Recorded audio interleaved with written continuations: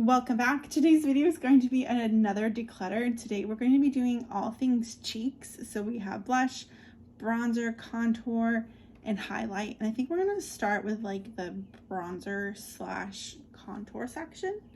I have a really small collection of bronzers and contours since it's my least favorite category. So this will go quickly. This is the Fenty Beauty Cream Bronzer in the shade Butter Biscuit. This is what it looks like in the pan. I've had this since it was released and I've pretty much not used hardly any of it. That's the shade. It's not a bad shade. Again, I just don't like bronzer, and since I haven't used this one and I'm just not generally the biggest like Fenty fan, I'm going to be decluttering it. I have the Merit bronzer in the shade Quince. This is what it looks like. And here's a swatch. What I really like about this formula is how blendable it is. It's very sheer. It's impossible to look like you put too much on. If you're a bronzer lover, you're not going to really like this because it's very natural looking. I'm obviously going to be keeping this since I've been singing its praises.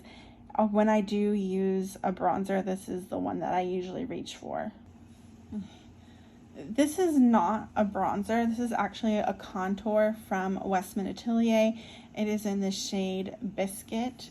This is what the swatch looks like. I have a very, very round face with no believable cheekbones, so I don't tend to contour very often. However, I am wanting to have an exhaustive collection of Westman Atelier products for review purposes, so I will be keeping this. Kosas has since reformulated this and has changed up the colors a little bit. This was in the shade Light. I have a swatch. It's super, super orange. I never really liked this, and since it doesn't exist anymore, there's no point in keeping it, so I will be decluttering it. Look how cute and little this is. It is a sample of the NARS Laguna bronzer. This is such a classic bronzer. People have been talking about this bronzer for years and years. It's definitely one to keep in the collection just as a reference point. I don't typically use powder bronzer if I even use bronzer, but I do reach for this one occasionally, even though it is a touch orange. Again, I want to keep it just because it's a good reference point. People like to compare like bronzers to this particular shade, so I will be keeping it. So at this point, we have only decluttered 2 bronzers. With blushes being so popular, it's probably surprising that my blush collection is also quite small. It is growing. I used to only have like 4 blushes and now it is multiplied. I don't know how many of these I'm going to be getting rid of, to be honest, because blush is growing on me just like it is growing on everybody else. So let's just stop talking and get right into it. I absolutely love this packaging. It's really cute. It's very cutesy with the pink and the stars. Gucci is probably my favorite like ultra high-end makeup brand, so that's kind of a little bit of a spoiler for where we're going with this blush. I have it in this shade Rosy Beige. Yes, Rosy Beige, which is, you know, a rosy beige color. Very typical. So that is what the Rosy Beige looks like in a swatch. I love Gucci, so I don't plan on getting rid of this anytime soon. I know this is technically a bronzer, which is a blush and bronzer together. I have it in the shade Kiss of Pink, but it's really much more of a blush shade, which you can see right here. It's definitely not what I would call a bronzer shade. I don't use this very often, but I do want to keep it just because it's kind of reached like a classic status, very popular product. I've had this LA Girl blush for years and years and years. It was like one of my only 2 blushes for the longest time. And this is the color. I don't particularly actually look very good in this color. It's just a little too orangey for my skin tone. I just have a really hard time with blushes that are just too peachy orange or corally. And also this is really, really old, so I'm going to be decluttering it. This blush from MAC is just not getting enough hype. It is absolutely a lovely formula. It's called the Go Play blush. I have it in the shade Blush Please, which is just, you know, a normal pinky toned blush. And I absolutely love this. And it's like probably one of my favorite products that I have from MAC besides MAC Face and Body. And so for sure keeping it. No blush collection is complete without a Tarte Amazonian Clay blush. I have it in the shade Partay, which is just like this pink color. And it's a classic color, and I will be keeping it. I have one of the Patrick Ta duos, which is a powder and cream, and I have it in the shade She's Blushing.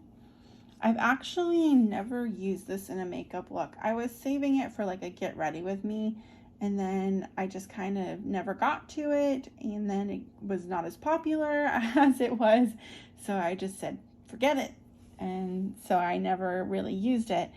I want to use it though because it has a very nice formula. So I'm going to show you the swatches. This is the powder and this is the cream. I don't know if I would purchase this particular shade again. It's just quite a lot. Maybe if I could sheer it out a little bit, it would be more my speed. But I am going to keep this. I'm going to try and actually use it, but it might not make it through the next declutter, depending on how the color works for my skin tone. While technically this is a multi-use pigment, you can use it on your lips or you can use it on your cheeks. I prefer to use it on my cheeks because the color is just really, really pretty. It's just like the perfect, you know, it's the perfect blah color. Just very neutral, very goes with everything. My kind of blush shade, and so I'll for sure be keeping it. We aren't doing too well on getting rid of blushes, are we? This is from Milani. This is their cream blush in the shade Cheek Kiss. It's another really pretty color. This is an absolutely great formula at the drugstore. If you're looking for an affordable cream blush, I would highly recommend this, and I will be keeping it. I have quite a few of these Merit blushes. I've been lucky that they have sent me some PR a few times. This is the shade Mood.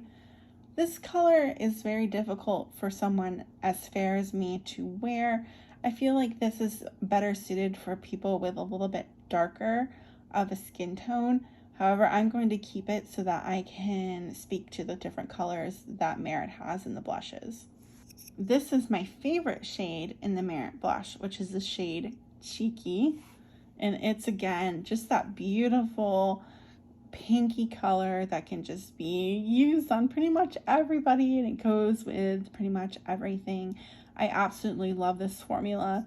Again, keeping this is pretty much a no-brainer. This is the last shade of the Merit blush that I have, and it's in the shade Stockholm. I'm not sure if this is a permanent edition or if this was just limited edition, but it's just that like super popular pink color that everyone has been loving. I don't use this very often just because it's a little bit much, but if you're really into that really trendy pink, then this is a color worth picking up. We only decluttered one blush. I'm surprised and yet not surprised at the same time. This is the Wet n Wild highlighting powder. I can't remember exactly what shade this is, like Petal something. It is allegedly a dupe for like one of the Dior highlighters.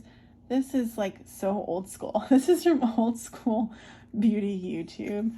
And it's just, you know, a really pretty pink leaning highlighter.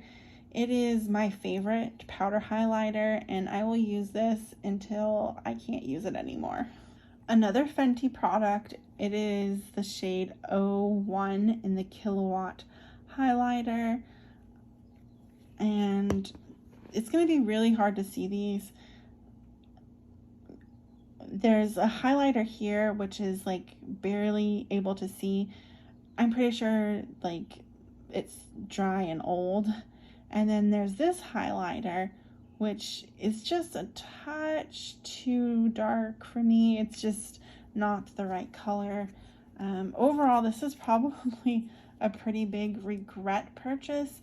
Bought it online. Had I seen it in person, I probably wouldn't have purchased it. The formula is just not great. It was like Sephora sold me an old one, so I will be decluttering this. I have another Westman Atelier mini. This is in the shade Lit. It's one of these like clear white highlighters, and it has just like this iridescent look on the skin. I love this type of highlighter, which you're going to see here, because the rest of my highlighters are kind of in that same category, but I will for sure be keeping this one. I have a cute little mini of the Hourglass highlighter in the shade Champagne Flash, which is probably my only highlighter that is in this type of color. And it's obviously kind of like a champagne-y, goldy shade. It's not a color that I wear very often because I'm very fair. However, I think I'm going to keep it still just in case I want a gold highlighter. I have two Merit highlighters. This is in the shade Kava. This is the one that I reach for probably the most often.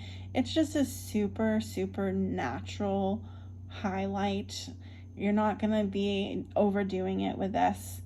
And so I'm going to be keeping it. I probably need to get another one pretty soon because I'm close to the expiration date on this one. But I will be keeping it. This is my last highlighter. It is Merit in the shade Bounce. It's kind of hard to get a good look at what this looks like because we have literally ran out of light. There's a lot of shadow coming in this frame. I'm sorry. I'm going to be keeping this. It does have obviously like a slight rosy tint to it. It's definitely not a shade I use frequently. But again, I keep all of my Merit products, so I will be holding on to this one. Out of all those products, I ended up only decluttering 4 products, which is honestly not that surprising. And I would say the estimated retail value of these products is about $80 because like these 3 are pretty expensive. I'm going to have the running total of my current declutter in the description box, and I'm also going to link to the rest of the declutter series in case you're interested in watching that. And until next time, bye.